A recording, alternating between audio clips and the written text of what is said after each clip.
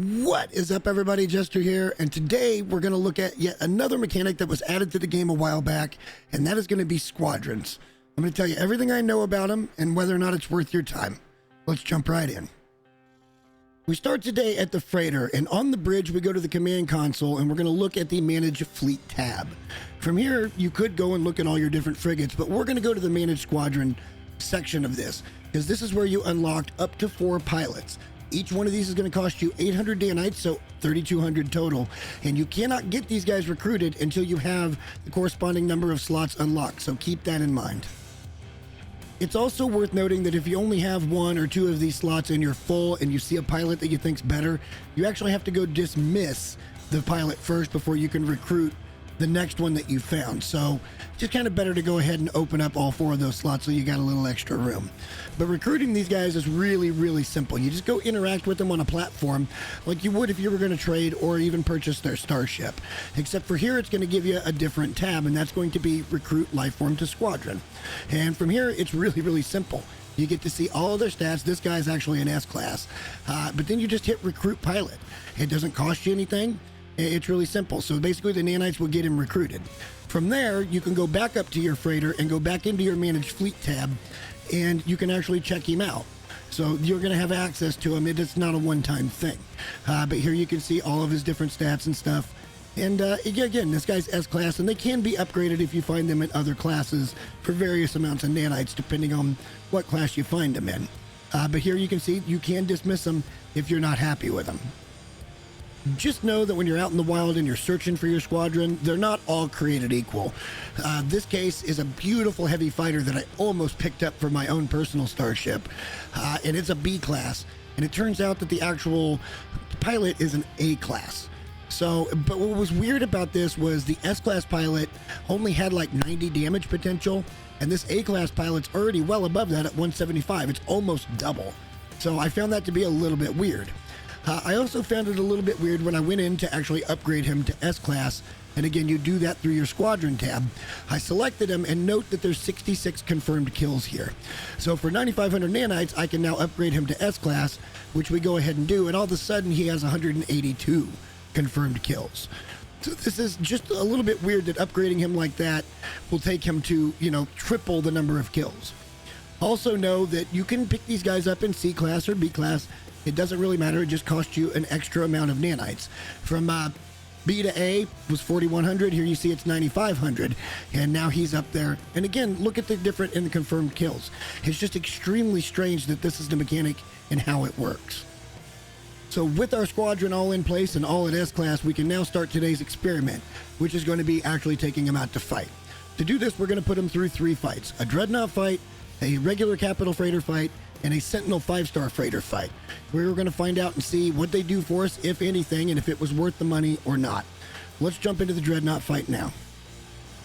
So after jumping into the system, I noticed the little yellow trails, and now we've got an extra set of trails to worry about. There's going to be green for good guys, red for bad guys, and yellow for my guys. And they all kind of hop in automatically. I didn't have to summon them or anything.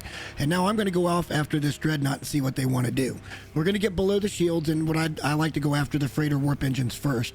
And basically these guys are just sitting there.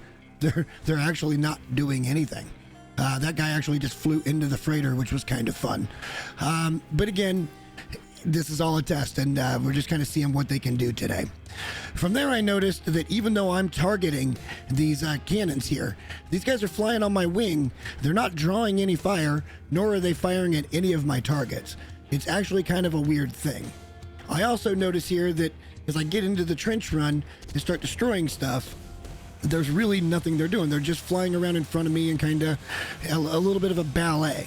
As a matter of fact, during this entire fight, I didn't see him score 1 hit on anything, which was really weird.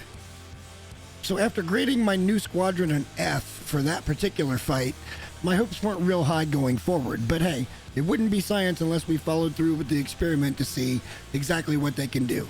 So let's go and do a regular old freighter fight, old school style, and see what they do against ship to ship. So finding a system that had one of these available, the first thing I noticed was these guys can't fly for crap.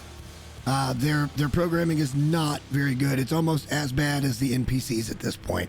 That guy flew right in front of my reticle. Had I decided to go off and fire, I would have hit him and not hit my target. But the one thing I will say for them is they are actually shooting this time. So there's no rhyme or reason to it. I don't have a command system that I can say attack my target and then lock onto that target and then focus fire, which would be kind of a cool addition if they added that. But at least they are shooting at ships. But they aren't drawing any fire, which is also very weird. I expect what they do is they fire until they run out of, like thermal charge, and then they have to wait till that cools off. But again, they're not doing enough damage, and I tried to wait often to see how much damage they were doing, and really they're just kind of pecking at the shields. They're not really hurting these things whatsoever, and you can see that my positron just melts these guys in no time, so there's kind of no point in having them in my way, in my opinion, at this point. I think it could totally be worked on and upgraded, but again, they're not dying until I shoot. The final thing, and I think I've mentioned this before, but they're not drawing any fire. I'm the only one taking damage here. I think my shield went down twice during this fight, and that's completely not normal. I can melt these guys' faces in no time and get through this fight in just a matter of a couple of minutes. So I think even though there's an improvement on this fight where they are shooting, the damage amount they're causing is kind of garbage. We're going to give this like a D overall. Even though I'm pretty disappointed at this point, we still got to follow on, so let's just go ahead and jump into that Sentinel 5-star capital fight and see what happens. The first thing that I noticed getting into this Sentinel fight was that my squadron wasn't with me. That could have something to do with the fact that I started this on the ground and then warped to space to get it to be an interceptor fight versus a 5-star ground fight. So I don't want to draw too much judgment against that because it could have just kind of been a bit of a glitchy situation because it didn't start in space. But after summoning them in manually, they do come in and join the fight. I'm not sure how much damage they're going to do against anything, but at least they're here now so we can do the test properly. Once we got into the actual 5-star portion of the fight, once we get underneath the shields and before I'd taken out the shield generators, I noticed that they were actually firing on the capital ship. And again, they're not doing any damage, nothing worth mentioning here. But this is kind of a good thing in a way because that means there's a lot of potential for possible additions, which would be great to see from Hello Games because this is kind of a cool idea to have, where you can actually have your own squadron. What I'd like to see from it is perhaps like an AI menu here, or not an AI menu, but a UI menu that will actually, hey, you guys attack the Sentinel ships while I'm getting the capital ship, or vice versa, or cover me and they're taking more of the fire so I don't lose my shields. Like there's a lot of potential here when it comes to it. But here you can clearly see, again, I'm the only one taking damage, but to the credit, they are firing at the capital ship. But again, the capital ship, the hull doesn't really go down unless I'm the one doing the firing. So it's kind of a double-edged sword at this point. They've done some with this. I don't think they thought it through completely, but it's not without its positives, and I kind of want to talk about that in the conclusion of this video. So in the end, is it worth your time? No, not as it stands right now. But what I would like to say is I'm glad they put it in, and I'm going to justify this position because there's always room for improvement with it. And if Hello Games is listening, here's a couple of good quality suggestions that aren't just trolling about this. Number one, possibly make these things a little more AI learning, so the more fights you get into, the better off they get, kind of like the frigate system, to where it upgrades over time. Or give me some type of battle simulator that I can go out in space and train these guys to be better pilots, better shots, and that would be a really cool way to kind of upgrade these things. Suggestion 2 would be to let me actually upgrade the ships further.